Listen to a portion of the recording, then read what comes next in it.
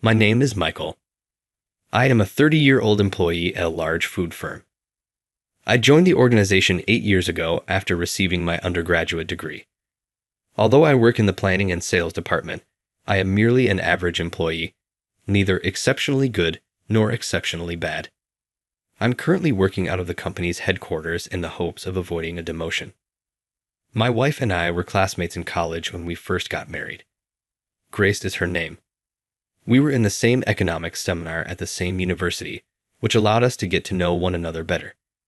We were married shortly after we graduated from college. Grace became a full-time housewife once we were married, so she didn't pursue employment after graduating. After getting married, we had anticipated becoming parents soon, but even after a few years, there was still no indication that our dream would come true. We were in our 20s and both desperately desired a child, but we hadn't given reproductive treatments much thought.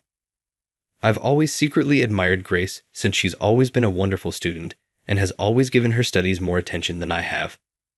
After being married and unable to conceive, Grace seems to have been pursuing a professional qualification. She was a stay-at-home mom without kids, so maybe she had extra time on her hands. Grace just informed me that she passed the exam to become a certified public tax accountant. Michael, I've passed the CPA exam. Grace, good job. I'm happy for you. I smiled and congratulated Grace, though my expression could have looked a little forced. I'm just an unemployed white-collar worker like everyone else. Grace is a qualified professional with a bright future, so when I learned that she intended to become a certified public accountant, I started to worry about what would happen to our plans to have a child. Where would I stand if Grace used her qualification well, made more money than I did, was a social butterfly, had a child, and raised one? I was concerned that I might not be required any longer. After Grace received her certification, she was full of enthusiasm, but my feelings towards her grew dimmer by the day, and our relationship grew more difficult. Grace didn't seem to get why I was being aloof. Michael, have you been feeling unwell recently? Grace would often question me, her expression bewildered, but I was too proud to tell her how inferior I felt. I was merely angry at my own pitiful self. I started arriving home later and going out to drink with my coworkers more often after work. We had less conversations at home with Grace. My petty male pride was definitely affecting our relationship, but I still loved Grace. I brought up the subject of divorce with Grace, who appeared to be thinking about becoming a certified public accountant. Grace accepted to the divorce with ease because our relationship had grown unpleasant and our chats had stopped. I reasoned that Grace might similarly feel bad about not being able to have kids. I went to my favorite diner by myself the day before I divorced Grace, and I grieved in private. I thought back to our times together, remembering my college friend Grace. I wasn't sure if it was the proper decision to pursue a divorce. Grace had always taken good care of me, even during our college years, whether it was by assisting me with my schoolwork or taking notes for me at school. Although it feels like I've always relied on Grace, there was a part of me that was afraid to admit how awful I was. It's unlikely that Grace developed a distaste for me, but the momentum of things just kept going. We ended our marriage and began our individual lives. Grace and I lost touch with one another following the divorce. After breaking up with Grace, I was expected to approach my work with a new perspective. But when I got back, my enthusiasm for my work appeared to fade even more because no one was home. I felt as though I had lost the motivation to put in a lot of effort and had merely started working every day. I didn't detest my work, but I didn't think it was all that fulfilling, so consequently, I didn't perform any better. I was then moved to the accounting department from the planning and sales department. Despite my lack of accounting experience and my confusion over my abrupt move to the accounting department, I ultimately chose to work in the field because I felt it was preferable than being demoted.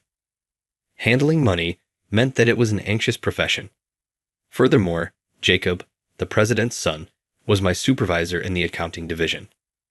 Jacob was known for being extremely rigid and driven. He was a graduate of an international university, had worked for several large corporations, and held certifications in another nation as a certified public accountant and a certified public tax accountant. The president's son was tipped to be the future president with a profile like that. Having someone with his caliber on staff was encouraging, but regrettably, he was also very unforgiving to other staff members. What is this document, Michael?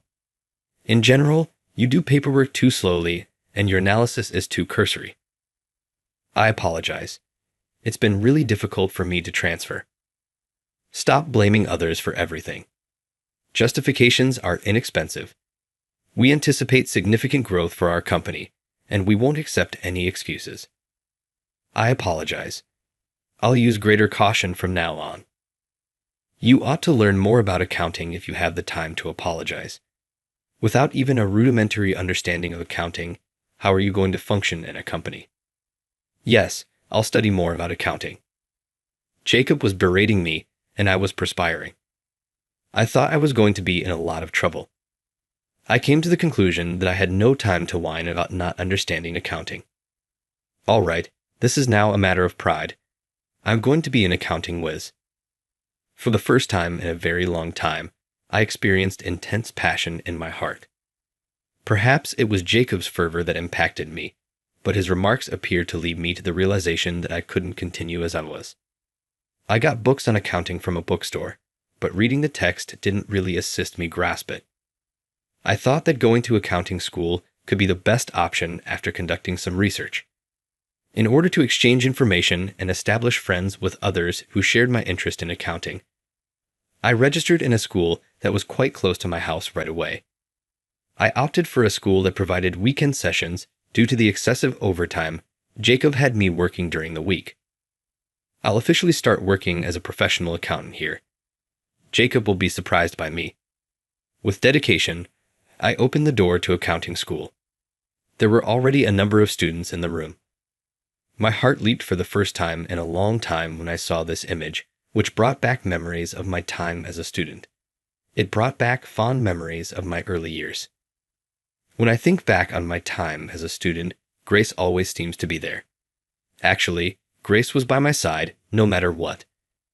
I was so engrossed in my thoughts that I failed to realize that the teacher, who was the school's tax consultant, had entered the room. I let out a startled exclamation the instant I saw the teacher. It was none other than Grace, my ex-wife, who was teaching at this institution as the tax consultant. There was an error. It appeared as though she had grown younger and more animated. She must be enjoying her career as a tax counselor. Grace was explaining accounting with a lot of passion. Even a novice like me could understand the structure and idea of accounting thanks to her very clear explanation. The other kids were nodding along as they listened intently to Grace's lesson. Grace is performing admirably, as was to be expected. It was as though I was still Grace's spouse, and I was proud of her. Grace looked at me, and our eyes locked, so maybe she caught my intense gaze. After a brief moment of surprise, Grace collected herself and focused on her presentation. I left the classroom after the talk was over. Grace then hurried up to speak with me. Michael, what on earth are you doing here? Grace's eyes widened as she looked at me, clearly astonished. I asked her if she might stop by a local cafe and talk. Grace nodded solemnly, and we made the decision to head to the cafe together. Performing this task reminded me of my time in college spent with Grace. As soon as we got to a cafe close to the school, Grace started asking me questions. Michael, I was genuinely shocked to see you in class. Why did you come to the lecture, and why haven't you gotten in touch with me yet? What in the world have you been up to since the split? In addition to her job as a tax accountant, Grace told me that she spent her weekends as a business school instructor.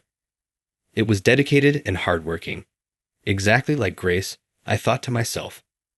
She had not altered since our days as students. Even after our divorce, Grace seemed to still care about me, but it was hard for her to reach out because I hadn't reached out in any way. I informed her that I had been moved to the accounting department at work and that my new supervisor was a hard-charging, uncompromising individual.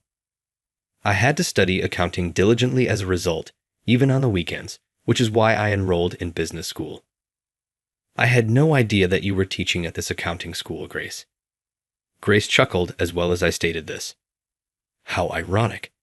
However, if that's the case, I can support you. Grace told me her eyes brightening, that she would be giving me extra lessons every weekend when I went to the school. She addressed all of my inquiries, and with the help of the assignments she devised, I was able to progressively acquire a thorough comprehension of the topic. Grace would always provide me with multiple solutions to any accounting-related issues I might have at work. I began to consider her suggestions, and once I had done so, submitted them to the business. Every weekend, I would spend hours arguing with Grace, and before I realized it, she had once again become a vital part of my life. "Hey Grace, have you found someone else?" I made the decision to ask the question that had been bothering me one day. Even though I started the divorce, I felt so self-centered asking Grace to get back together, but I had no choice. Grace shook her head silently. I laughed heartily and felt a deep sense of relief. "What's the reason behind your laughter? Do you find it amusing that I'm not well liked?" Grace gave me a scowl, as if she were irritated. "No, that's not the case. All I can say is that I'm glad you're still single. I've been thinking back to our time as students and wishing we could get together once more." Grace's face brightened red at that. She appeared a little shy now that I had said that. She no longer had the serious instructor's face. Instead, it was the face of the wife I knew. Grace and I resumed our joint living after that. Grace was always willing to listen to my problems at work when I got home. By then, Grace was a dependable companion and an indispensable part of my life. There was undoubtedly change at the business. Jacob was working on a new management plan to grow the business even more. From an accounting standpoint, I wholeheartedly agree with Jacob. Naturally, a lot of Grace's ideas were included in this, but the firm kept it a secret. Then Jacob's management plan proved effective, significantly boosting the business's sales. My outstanding performance was soon the topic of conversation inside the organization. Impressed by my work, my passionate employer Jacob is rumored to be the next CEO. He asked me what went wrong. I blushed a little at Jacob's compliment. I found a really good accounting school and answered, "Michael, I knew you had it in you. You've put in a lot of study time. As my right-hand guy, I want you to keep putting in a lot of effort at this organization." It made me very glad to hear this from my supervisor, Jacob, who was very energetic and well-respected. I was surprised to be promoted to a more senior role. I got remarried to Grace at that point. It may not be accurate to refer to it as a remarriage even if it was to the same woman, but that is unimportant. Despite receiving a promotion, I plan to leave the organization. My statement startled Jacob, who attempted to stop me, but I just wanted to be with Grace. I so put a lot of effort into my studies and was able to obtain my qualification as a tax accountant. I had started to find accounting to be interesting because of Grace.